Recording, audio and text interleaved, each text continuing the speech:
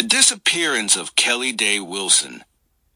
On the evening of January 5, 1992, 17-year-old Kelly Day Wilson finished her shift at Northeast Texas Video, a small video rental store located on Buffalo Street in Gilmer, Texas. That night, she was supposed to complete a routine task, making the store's nightly deposit at a nearby bank before heading home. Kelly was last seen leaving the store around 8:30 p.m., walking to her car in the parking lot. Surveillance footage from the bank showed someone making the deposit, but the grainy quality of the video made it impossible to determine if it was Kelly. It was a small, seemingly insignificant detail at the time, but in the years to come, that piece of footage would remain a haunting mystery.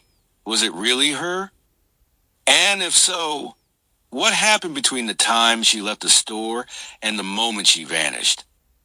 That night, Kelly never returned home. Her stepfather, worried by his daughter's absence, waited anxiously. The next morning, Kelly's stepfather went to the video store, hoping to find some clues about her whereabouts. What he found only deepened the mystery: the discovery of Kelly's abandoned car. Kelly's car was still parked outside the video store. One of the tires had been slashed, while the other three remained intact. The vehicle's doors were locked, and her personal belongings, including her purse, were left inside. However, her keys were missing. There were no visible signs of a struggle, no blood, no torn clothing, nothing to indicate what might have happened. Authorities were immediately called, and an investigation was launched. It didn't take long for the small town of Gilmer, Texas, to be consumed by rumors, theories, and mounting fear. The early investigation. In the days following Kelly's disappearance, police questioned several individuals connected to her life.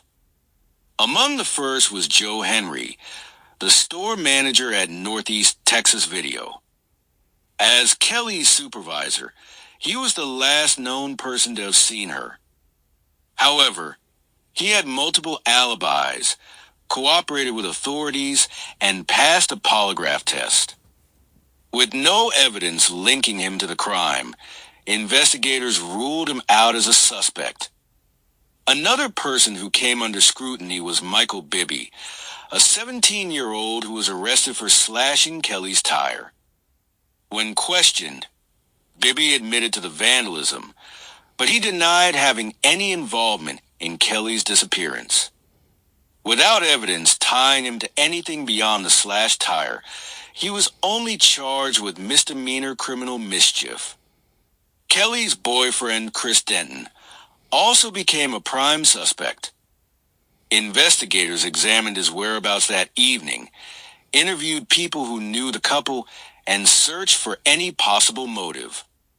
However, despite initial suspicions, there was no concrete evidence linking him to her disappearance. Denton maintained his innocence for the rest of his life, passing away from cancer in 2004. A shocking twist: the Satanic Panic. In January 1994, the case took a bizarre and shocking turn when a grand jury indicted 8 individuals, including Gilmer Police Department Sergeant James York Brown.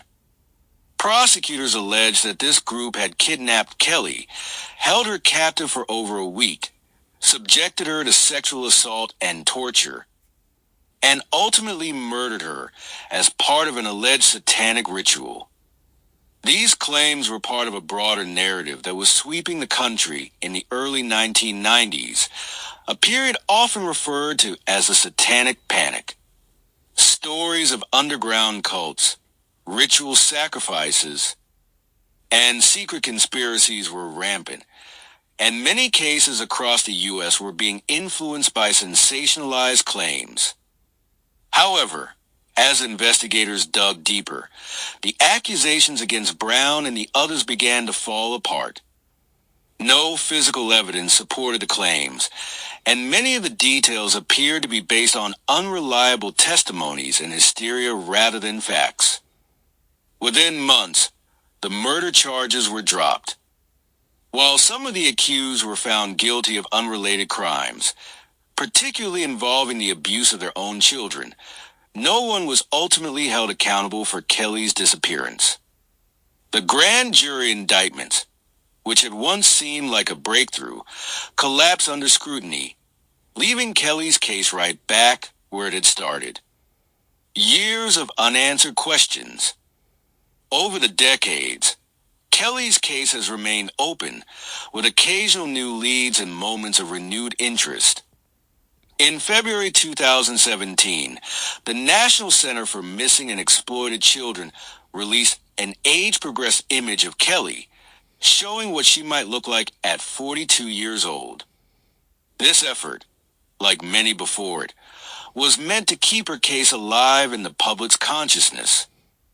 Despite these efforts, no substantial leads have emerged. Kelly Day Wilson remains missing, her fate unknown. The mystery surrounding her disappearance has become a painful wound in Gilmer, Texas, one that has never healed. For now, these questions remain unanswered,